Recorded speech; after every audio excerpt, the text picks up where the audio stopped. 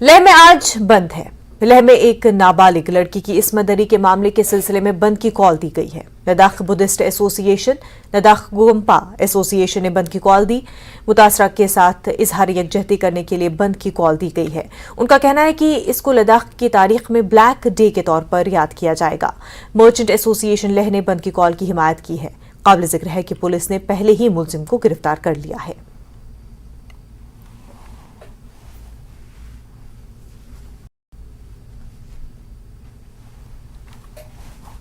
जम्मू कश्मीर प्रदेश कांग्रेस ने आज जम्मू में धरना दिया। कांग्रेस लीडरों और कारकुनों ने राहुल गांधी की हिमायत में यह धरना दिया। नेशनल स्टूडेंट्स ऑफ इंडिया के कारकुनान भी धरने में हिस्सा लिया। एहतजाजियों ने राहुल गांधी को लोकसभा से नाअहल करार दिए जाने की मुखालफत की। कांग्रेस कारकुनों ने अपने लीडर के लिए जद्दोजहद जारी रखने का ऐलान किया है।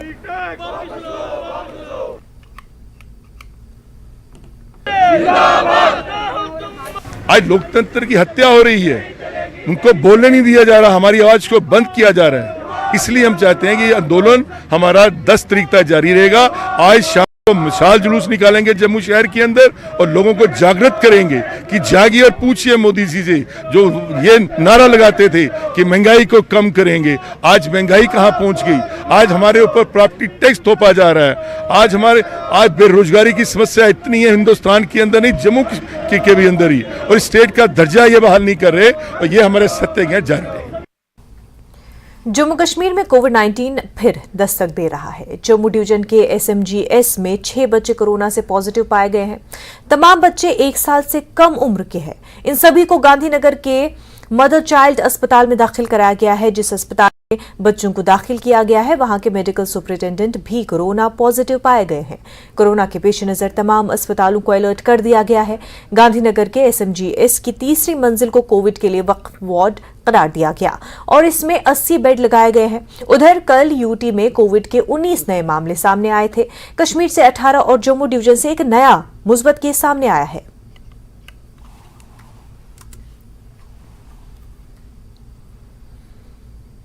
वजीर आजम नरेंद्र मोदी श्रीनगर के मशहूर ट्यूलिप गार्डन की खूबसूरती से बहुत मुतासिर हुए हैं। पीएम मोदी ने ट्वीट किया कि जम्मू कश्मीर खूबसूरत है और ट्यूलिप के मौसम में और भी खूबसूरत नजर आता है। याद रहे, एशिया के सबसे बड़े ट्यूलिप गार्डन में इन दिनों काफी सरगर्मियां जारी हैं।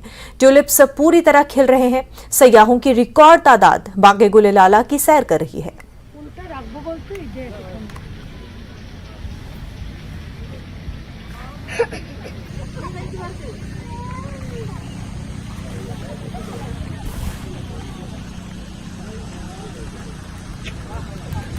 पाकिस्तान ने एक मर्तबा फिर एक नापाक हरकत की है। जम्मू में सांबा जिले के विजयपुर में ड्रोन से एक पैकेट गिराने का वाकया पेश आया है।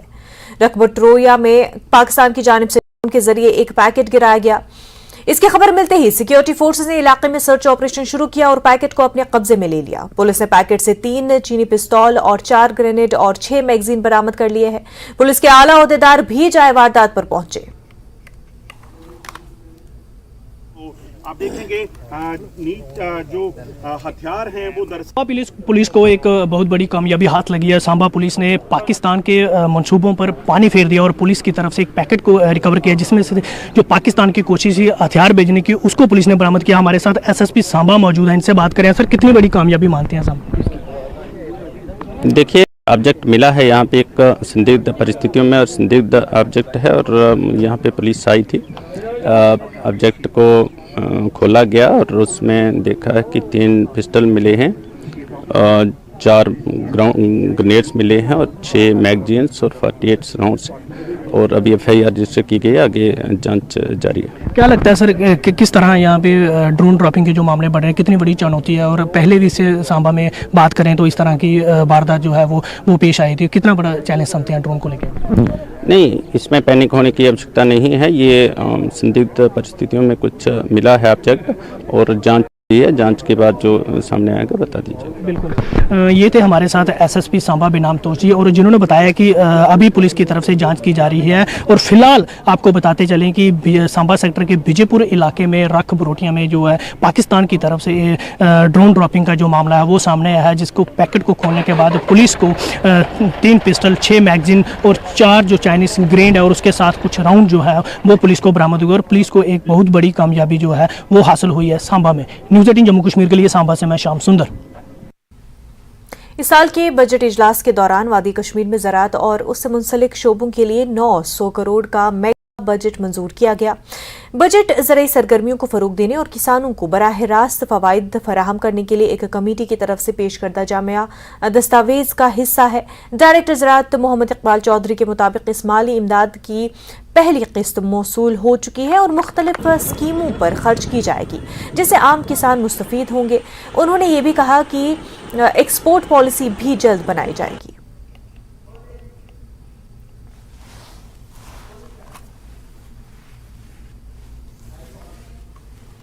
इस बारी जो बजट पेश हुआ, बताया जाता है कि जम्मू कश्मीर एग्रीकल्चर के लिए काफी अच्छा बजट है, और कुछ बजट रहा है इस बारी और क्या कुछ स्कीमें रहेंगी इसके बाद। मुझे ये बताने में फख्र महसूस होता है कि इस साल एग्रीकल्चर बजट में होलिस्टिक एग्रीकल्चर डेवलपमेंट के लिए 900 करोड़ रुपए जो है ये इस 23-24 साल के लिए रखे गए हैं, जो कि शायद किसी भी बजट के लिहाज से एग्रीकल्चर में सबसे बड़ा बजट होगा।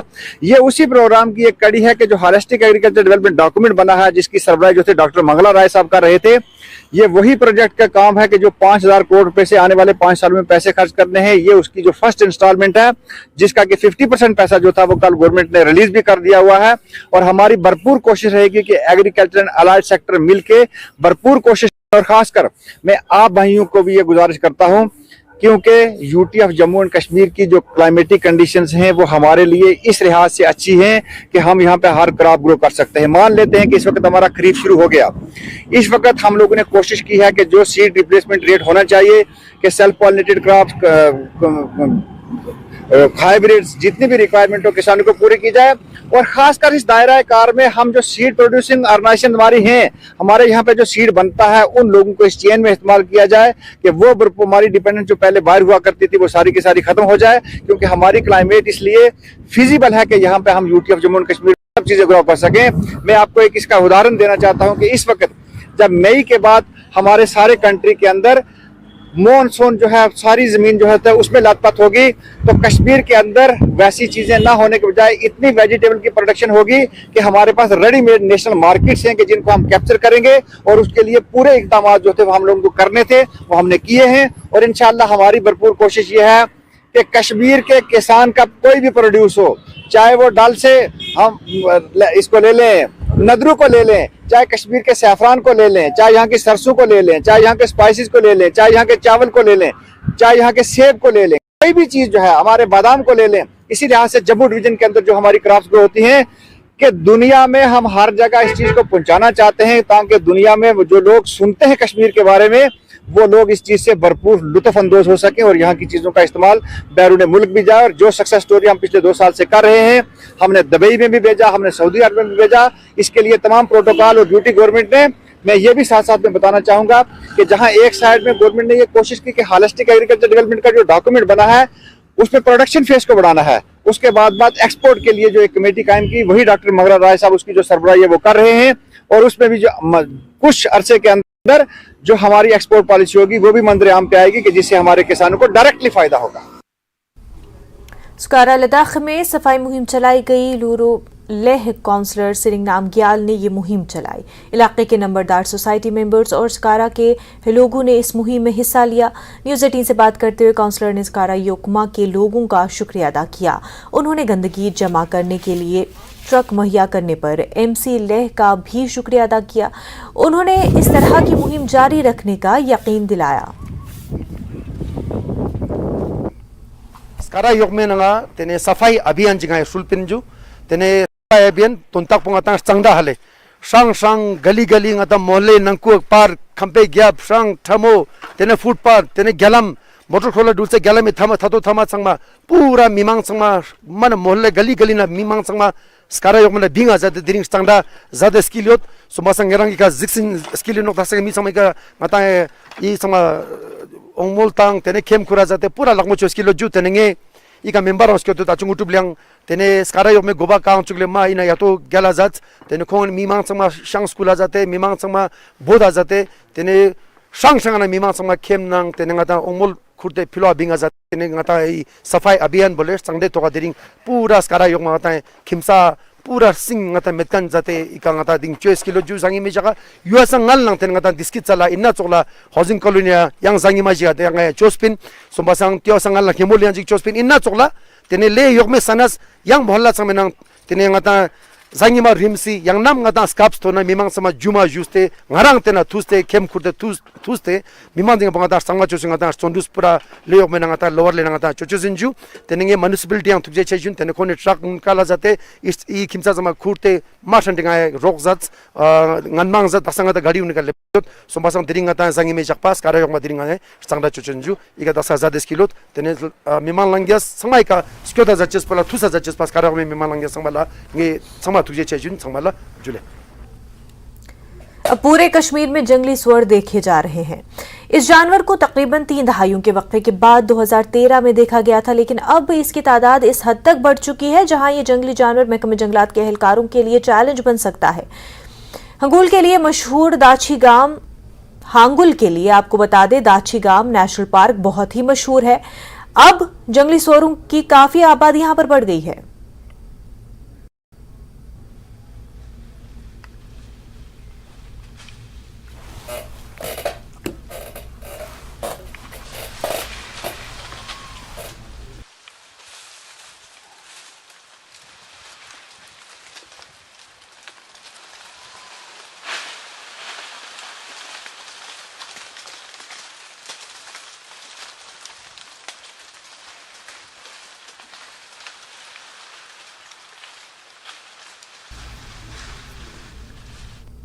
वक्त हो गया एक छोटे से ब्रेक का, जल्द होंगे हाजिर।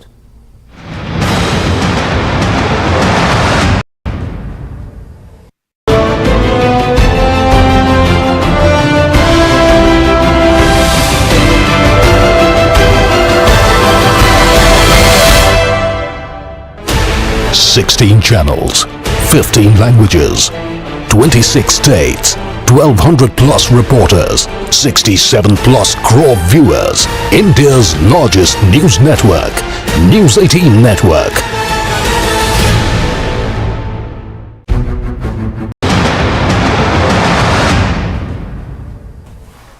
ब्रेक के बाद आपका खैर मकदम है। टंगमर्ग में फीचर फिल्म द टाइम्स की शूटिंग इन दिनों हो रही है। फिल्म शूटिंग टीम का कहना है कि कश्मीर शूटिंग के लिए खूबसूरत और महफूज जगह है। मकामी लोग भी इलाके में फिल्म की शूटिंग होने पर खुशी का इजहार किया है। देखिए गुलमर्ग से हमारे नुमाइंदे मुनीर हुसैन हुरा की खास रिपोर्ट।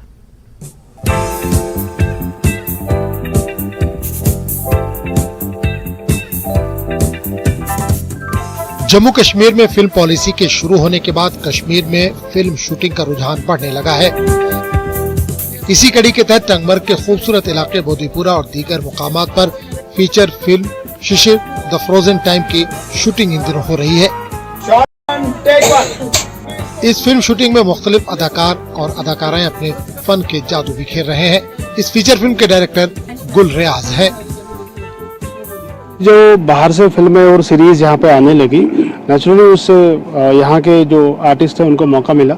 उनको इससे वो यहाँ ही उनको फिर शूट नहीं होता, उनको बाहर भी बुलाते हैं। उनको बॉम्बे भी जाते, वो पता नहीं विदेशों में भी जाते, फॉरेन बुलाते हैं उनको शूट के लिए।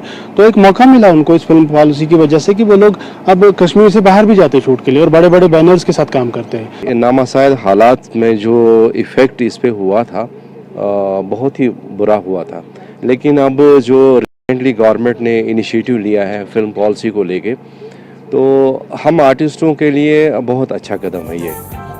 टंगमर्ग में जारी इस feature film Shishir the frozen times में मुख्तलिफ अदाकार अपना किरदार निभा रहे हैं।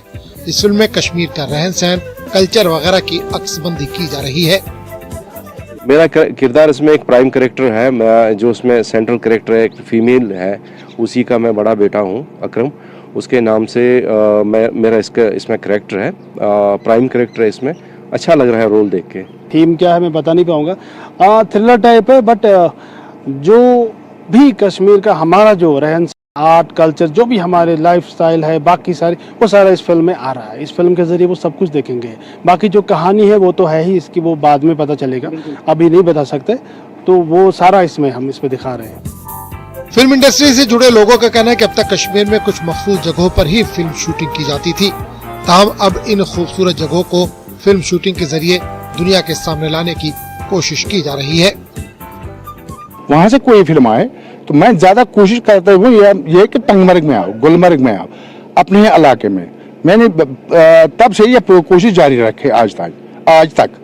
तो मैं कोशिश करता हूँ यहाँ टंगमर्ग में लोकल लोगों को भी फायदा है, मजदूरों को भी फायदा है, और सर जो जिस गाँव में हम जाते हैं ना उन गाँव में भी फायदा है, और घर वाले उनको भी फायदा मिलता है। मेरी कोशिश यही रही। One thing like that is कि वो टेम्पलेट बना हुआ था, Gulmarg, Pahalgam, Mughal Garden, Nehru Park, Dal Lake and Sonmarg, ये जगह पे आपको जो भी आएंगे टूरिस्ट ट्रैवल एजेंट्स आपको पैकेज दिखाएंगे कि फलानी जगह जाएंगे। हम वो जगह एक्सप्लोर कर रहे हैं जहाँ पे लोग आए नहीं हैं। हम यहाँ की जो रियल लाइफ है वो उसको एक्सप्लोर करना चाहते हैं, और अपनी फिल्म के जरिए हम वो बताना चाहते हैं, वो दिखाना चाहते हैं। यहाँ लोग इस फिल्म शूटिंग के जरिए अपनी सलाहियतों को रोजगार लाने की कोशिश कर रहे हैं, साथ ही रोजगार के वसाइल भी खुलने लगे हैं। कश्मीर के चप्पा चप्पा जरा जरा जो है खूबसूरत है, यानी खुशशकील है, उसको एक्सप्लोर करने की ज़रूरत है, ताकि जो नए जो फिल्म शूटिंग्स है वो दुनिया के सामने, ये जो हमारे कश्मीर के अंदर गाँव हैं, इलाके हैं, उनको भी एक्सप्लोर किया जाए। न्यूज़ 18 जम्मू कश्मीर के लिए मैं टंगमर्ग से मुनीर हुसैन हुर्रा। हिमाचल प्रदेश सीएम सुखविंदर सिंह सुक्खू दिल्ली का दौरा करेंगे। वज़राला दिल्ली में पार्टी हाईकमान से मुलाकात करेंगे। वो राहुल गांधी से भी मुलाकात कर सकते हैं। सीएम ने दिल्ली से सूरत को जाने का भी प्रोग्राम बनाया।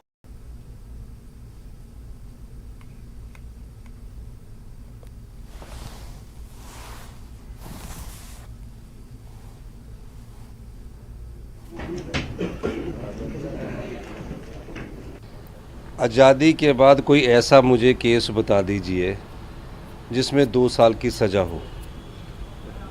जुडिशरी पर कोई दबाव ना डाल सकता है। कानून अपना काम करता है और कानून के आधार पर न्यायालय फैसले करते हैं। जो कानून होता है उसी के आधार पर करते हैं।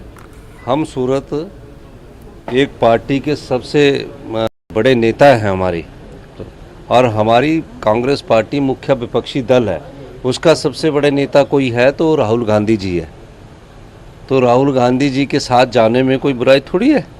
हम कौनी की पार्टी के जीती और उनके मुख्यमंत्री बने। तो इस प्रकार की बात कहना कि न्यायालय पर दबाव डालना गलत है, ये अच्छा नहीं लगता। परिवार में जब कोई ऐसी बात होती तो परिवार के सभी सदस्य साथ खड़े होते ना, तो हम परिवार के सदस्य लोग हैं। कांग्रेस पार्टी उनका परिवार है, उस परिवार के अगर लोग जाते तो उसमें हर्ज क्या है। कांग्रेस से बीजेपी के एमएलए पवन काजल ने कांग्रेस हुकूमत पर सख्त हमला किया। उन्होंने कहा कि रियासत में कांग्रेस की हुकूमत को 3 महीने मुकम्मल हो चुके हैं, लेकिन अब तक हुकूमत हनीमून पीरियड से बाहर नहीं आ सकी है। कांगड़ा ने 10 एमएलए कांग्रेस की जेब में डाल दिए हैं, लेकिन इसके बावजूद कांगड़ा की आवाज को नजरअंदाज किया जा रहा है।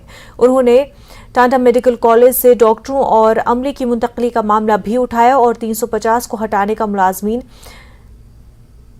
अजल ने राहुल गांधी के मामले को गैर जरूरी तौर पर उठाए जाने, एयरपोर्ट और सीवरेज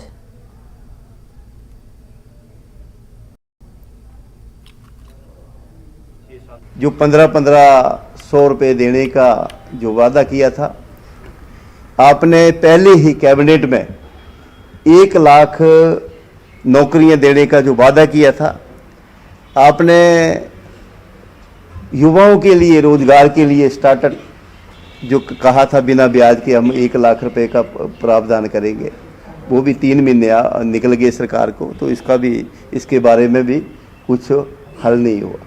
और मैंने विधानसभा में भी कहा है कि कुछ एक ऐसे लक्ष्य होते, कुछ एक ऐसे डिपार्टमेंट होते, संस्थान होते, उसके राजनीति की जरूरत नहीं होती। राजनीति करने को और कई होते हैं, पर इस पे हेल्थ को लेके, स्वास्थ्य को लेके राजनीति नहीं होनी। ये जो कल की लगभग 300 350 के लगभग जो जितने भी जो वहाँ पे लगे थे और कब लगे थे, कोविड काल में लगे थे और कल से उनको एकदम फरमान आता है कि आपको निकलना पड़ेगा और यहाँ पर हमारे पास कोई भी आपको रखने की कोई भी ऊपर से डायरेक्शन नहीं है।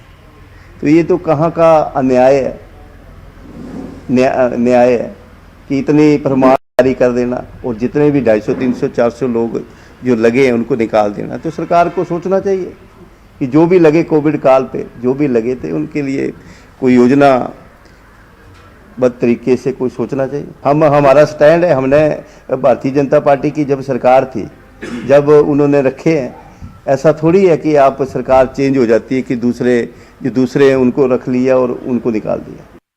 सीवरेज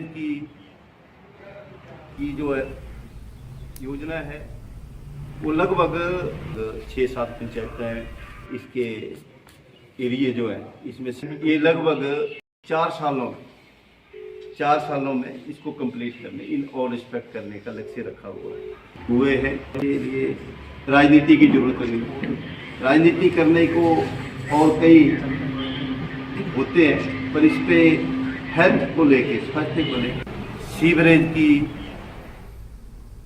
खरहामा कुपवाड़ा में 8 साल बच्ची के कत्ल का मामला। खरहामा लोलाब कत्ल केस में बड़ा इंकिशाफ हुआ है। कत्ल केस के सिलसिले में पुलिस की प्रेस कॉन्फ्रेंस, आपको बता दें एसएसपी कुपवाड़ा प्रेस कॉन्फ्रेंस कर रहे हैं। पुलिस ने कत्ल का मामला हल कर लिया है।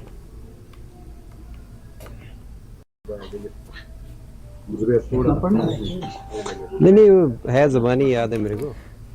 तो अब से कुछ देर में ही पुलिस प्रेस कॉन्फ्रेंस शुरू करने वाले हैं। एक बहुत ही दर्दनाक वाकया खरहामा में पेश आया, इस हवाले से जो है ये अहम प्रेस कॉन्फ्रेंस होने वाली है। इस केस को 8 साल बच्ची के मर्डर केस को पुलिस ने सॉल्व कर दिया है। खरहामा लोलाब का ये पूरा मामला है, कुपवाड़ा का मामला है और कुपवाड़ा पुलिस ने अब इस मर्डर केस को सॉल्व कर लिया है। बस अब से कुछ ही मिनटों में ये प्रेस कॉन्फ्रेंस शुरू होने वाली है।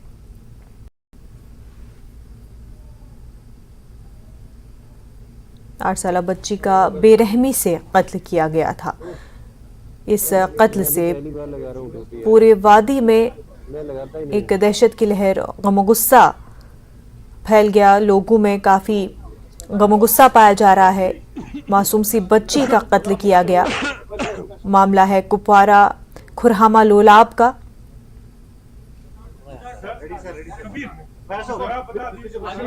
एसएसपी कुपवाड़ा आप टीवी स्क्रीन पर देख सकते हैं। पहले तो देखो 2 तस्वीरें, एक तस्वीर वो जहां पर बीच में, ठीक है, वो देख लेना। फिर बीच में कोई बोलते हो तो फिर मैं एक के सवाल या दूसरे का वो याया साहब एक बोले का पास बाकी चुप रहेंगे। ना याया साहब लास्ट में क्वेश्चन करना करना है।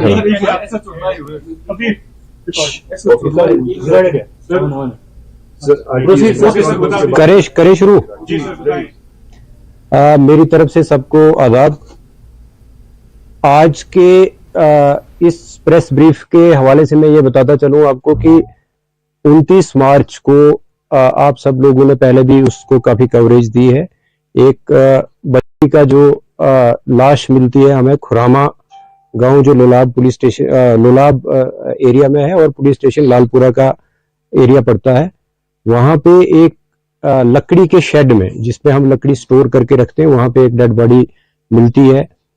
प्राइमा फेशी लगता है कि बच्ची का जो है वो गला काटा गया है और उससे उसकी डेथ हुई है। बहरहाल रात का वक्त था और उसके दूसरे दिन जब सुबह के टाइम पोस्टमार्टम करवाया गया तो एक डिस्कशंस डॉक्टर के साथ जो हुई और प्रिलिमिनरी जो पोस्टमार्टम रिपोर्ट उनके हिसाब से ये पता चलने लगा कि बच्ची का गला घोंटा गया है, क्योंकि उसके कुछ ऑर्गन्स पे जो ब्लड वो ज्यादा था और जिससे जो डॉक्टर्स का अपना बताने का तरीका होता है, उन्होंने ये भी असेस किया कि शायद बच्ची का जो गला पहले घोंटा गया है और फिर उसको उसके जो गर्दन पे है वो छुरी चलाई गई है या कोई तेज नोक की जो भी चीज जिससे गला काटा गया है।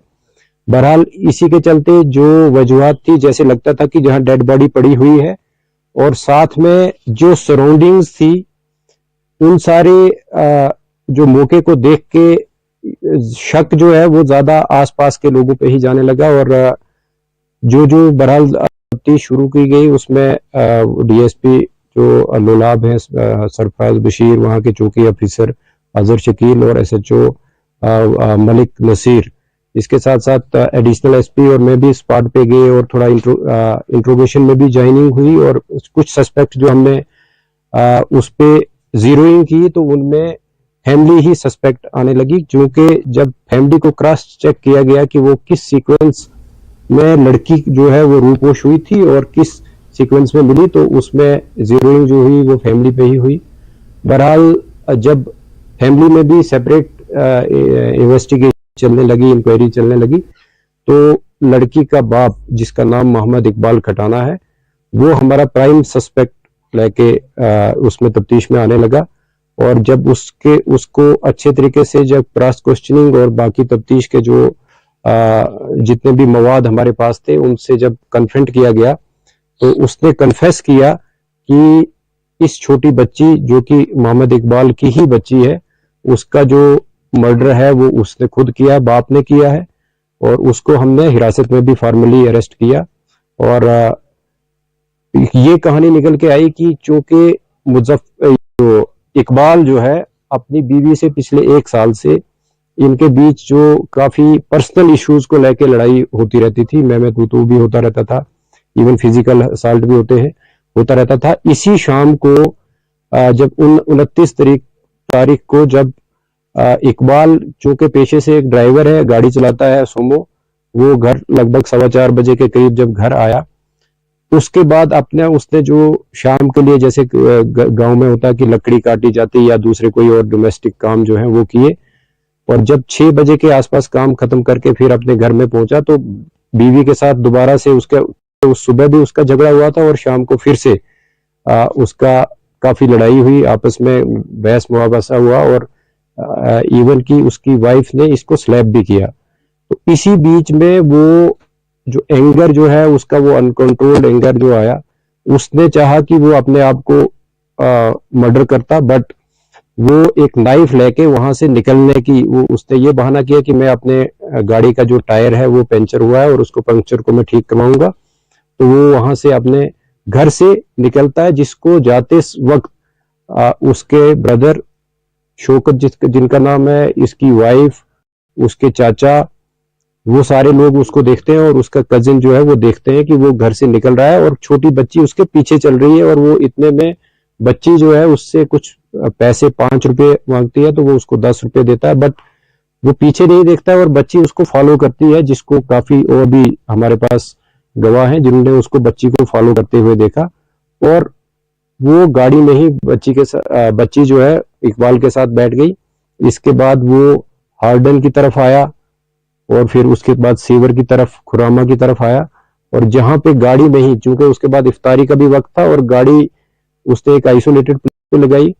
जब देखा कि लोग जो है वो चूंकि इफ्तार के बाद रश भी कम हो जाता है, आजकल तरावी का वक्त होता है और जो ही तरावी के लिए लोग निकल पड़े, तो उसने ये सोचा कि लड़की मेरे साथ है, अगर मैंने भी अपने आप को खत्म करना है तो इसका क्या करूं। और वो जो आउट ऑफ रेज जो है वो पहले बच्ची का गला घोंटा और बच्ची जो है उसकी डेथ जो है उसी में हो गई। और वो अपनी सोच को बदलते हुए सोचा कि बच्ची को मैं कैसे किसी जगह ऐसी जगह रखूं कि वो उसकी डेड बॉडी जो है वो मिल जाए और फिर मैं अपने आप को भी खत्म करूं। बट जब वो वहां पे डेड बॉडी को अपनी गोद में उठा के अपनी गाड़ी एक रोड के साइड पे लगाता है और वो इस शेड पे जहां पे आखिर में डेड बॉडी मिली है वहां पे रखता है। वहां पे चूंकि इसने पहले ही अपने आप को खत्म करने के लिए एक चाकू जो है अपने घर से लिया था और उससे फिर अपने इस जो जुर्म को वो दूसरा रुख देने के लिए, ताकि इसका शक जो है दूसरे लोगों पे भी जाए, और वहां पे शेड में जो है वो इस बच्ची की डेड बॉडी को रख के उसके बाद इसका गला काटता है।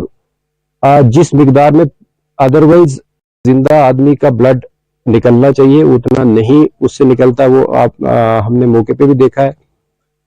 उसके बाद ये चाकू को धो के और अपने पास रख के फिर जाके अपनी गाड़ी को लाके हिज़्ब मामूल जहां पे ये गाड़ी को रखता था वहां पे ही गाड़ी को दोबारा पार्क करके जब घर जाता है उसके बाद ही घर वाले इसको पूछना शुरू होते हैं कि बच्ची आपके साथ गई थी और बच्ची कहाँ पे है।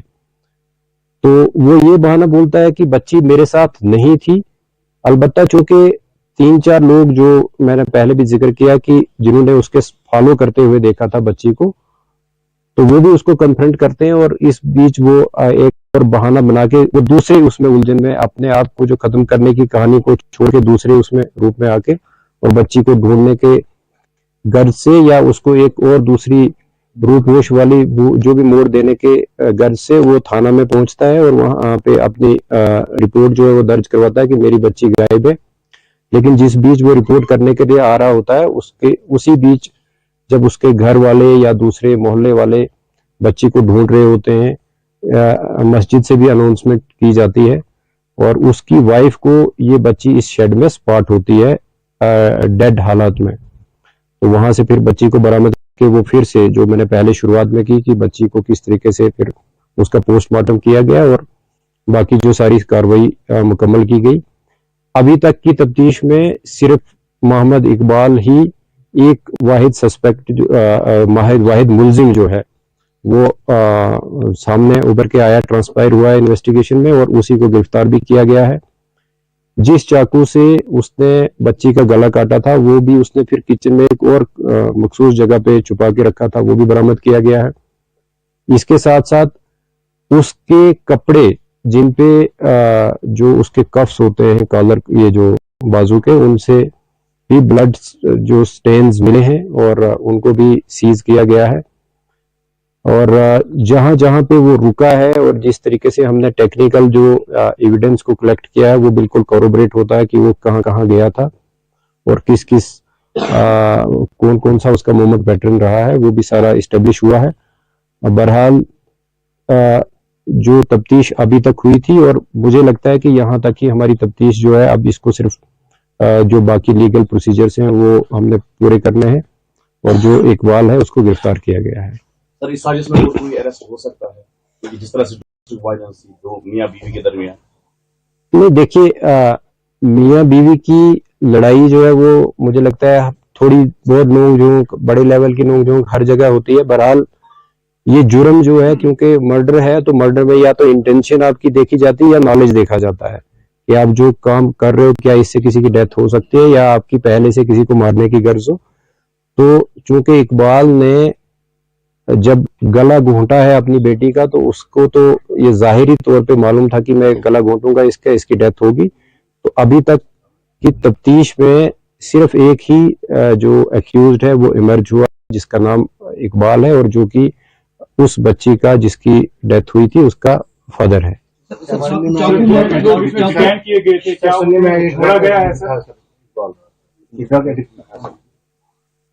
देखिए उस बारे में मैं ज्यादा नहीं बता सकता कि ड्रग एडिक्ट था या नहीं था, बट चर्च वगैरह पीता हो तो उसका हम नहीं कह सकते, बट जो सिंथेटिक ड्रग्स वगैरह के हवाले से टेस्ट भी करवाया गया है उसमें कुछ नहीं ऐसा आया है। सर पुलिस के पास एविडेंसेस है कि इसको प्रोसिक्यूट करके कैसे किरदार तक पहुंचाया जा सकता है? बिल्कुल, जो भी एविडेंसेस हैं चाहे वो सर्कमस्टेंशियल हैं या मटेरियल एविडेंसेस हैं वो सफिशिएंट है कि ये केस एक बहुत अच्छा केस बना है और मुझे नहीं लगता कि उसको कोई इकबाल को इस केस से कोई राहत मिले। जिस तरह से औरा केस में आपने फास्ट ट्रैक बुनियाद पे जो है चालान किया था, क्या इस केस में भी उसी तरह से जो है प्रोसेस होगी और क्या आपको लग रहा है ये केस उसके मुकाबले में थोड़ा बहुत आपको आसानी हुई इसको जो है ट्रेस आउट करने में?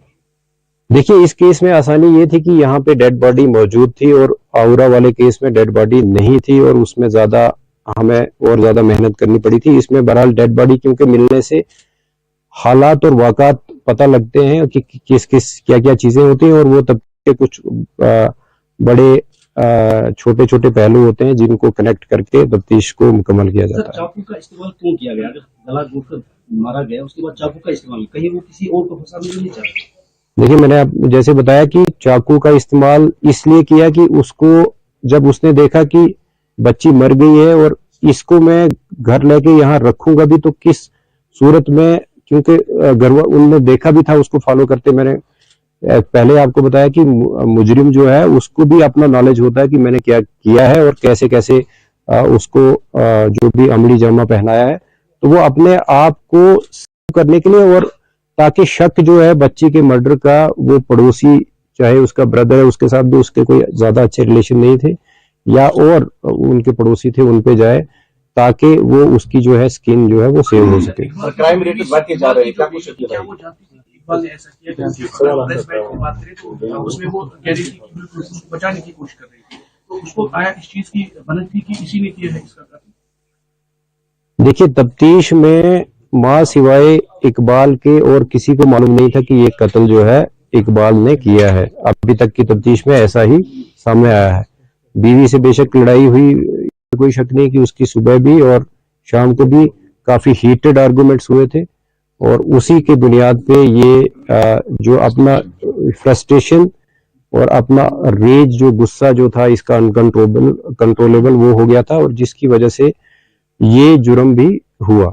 सर, क्राइम रेट बढ़ते जा रहे हैं, ऐसी केसेस को रोकने के लिए कुपवाड़ा पुलिस क्या कुछ करेगी और अपील क्या रहेगी लोगों को? देखिए, जो पर्सनल लेवल पे कोई, चाहे वो मर्डर है या रेप केसेस हैं, इसमें एक तो समाज को भी उतना जागरूक रहना पड़ेगा कि आप जिस सोसाइटी में रह रहे हैं, क्या आप किसी को उतना हक दे रहे हैं या किसी का हक मार रहे हैं, वो ये एक बड़ा पहलू है।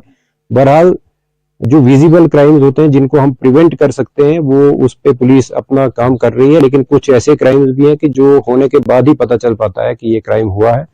उस पर भी बहरहाल जो हमारी जिम्मेदारी होती है कि मुलजिम का जो है पर्दाफाश किया जाए और उसको लीगल जो वो जो कॉन्सिक्वेंसेस वो भुगतने पड़े, वो हमारी हमेशा कोशिश रहती है। Sir, but we are seeing in dramas and films कि जब भी कुछ इंसिडेंट हो तो कहा जाता है कि कातिल कुछ ना कुछ सबूत पीछे छोड़ जाता है, तो in this case there were के सम की पॉइंट्स के जिससे आपको कामयाबी मिली, और he himself confessed this crime, और क्या उसने कोई एक सेल्फ क्रिएटेड स्टोरी भी आपको बताई कि जिससे थोड़ा अटेंशन डाइवर्ट करना चाहता था कि पुलिस का अटेंशन यहाँ से भटक जाए किसी दोस्त को, क्या ऐसी उसने कुछ स्टोरियां बताई थी? देखिए, कुछ तफ्तीश की डिटेल्स ऐसे होती है कि वो शेयर भी नहीं की जाती, बट वो भी हुई, वैसी चीजें भी हुई कि जब हमें थोड़ा भटकाने की भी कोशिश की गई, लेकिन बहरहाल एक असेसमेंट होता है, एक अच्छी तफ्तीश में ये असेसमेंट रहता है कि उसको नेचुरल सीक्वेंस के साथ भी जोड़ा जाता है, उसको किसी सीक्वेंस के साथ जोड़ के ही नतीजे पर पहुंचा जाता है, ताकि हम ये श्योर हो कि ये क्राइम इसी शख्स ने किया है। कि कई बार ऐसा भी होता है कि जो जुर्म करने वाला है वो सही में भटकाता भी है, लेकिन इसमें मैंने जैसे कि आपको बताया कि हमने कुछ फिर टेक्निकल तरीके से भी उसको देखा, और एविडेंसेस ये होते हैं कि आप एक अगर डेड बॉडी एक बच्ची की मिली है तो वो लास्ट किसने देखी, तो वो जब जो उनकी पहले कहानी जो मंजर आम पे आपने भी देखा होगा, पहले दिन आ रही थी कि जी बच्ची यहाँ खेल रही थी और उसके बाद उसकी डेड बॉडी मिली, उसके बरक्स जब कहानी निकलने लगी तो हमारा जो शक है वो और जो है वो बढ़ने लगा, और उसी के बुनियाद पे जो है वो ज्यादा जो फोकस रहा वो फैमिली के अराउंड ही रहा तफ्तीश का, और प्रफाश हुआ।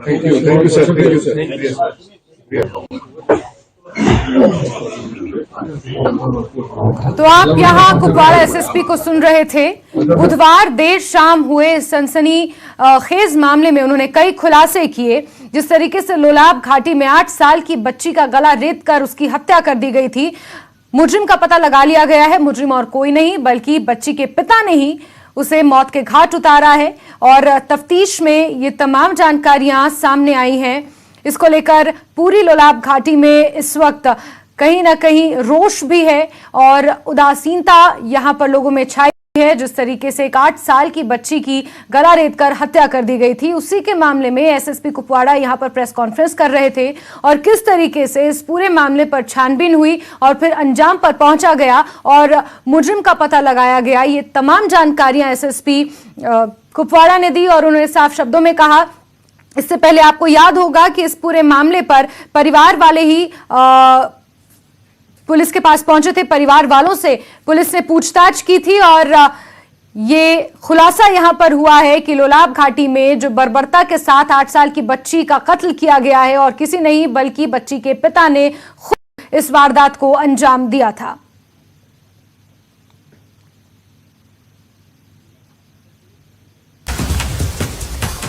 और आगे बढ़ेंगे और बात करेंगे हिमाचल की खबरों की, जहां चलती कार में आग लगने से अफरा तफरी का माहौल पैदा हो गया है। सोलन के देवघाट से आपको ये खबर दे रहे हैं, जहां अचानक एक गाड़ी में आग लग गई। इसकी वजह से सड़क पर कुछ देर के लिए अफरा तफरी मच गई। कार में सवार लोगों ने किसी तरह गाड़ी से निकलकर अपनी जान बचाई। मौके पर फायर ब्रिगेड की गाड़ी ने पहुंचकर आग पर काबू पाया। आग की वजह से कार में शॉर्ट सर्किट भी हो गया था, जिसकी वजह से ये आग और फैल गई। तस्वीरें भी सामने आई हैं सोलन के देवघाट से।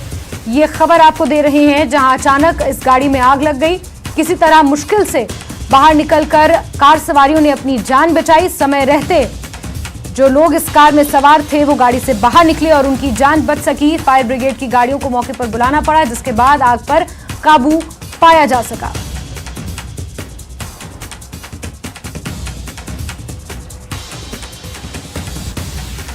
और खबर ऊना से आपको देंगे।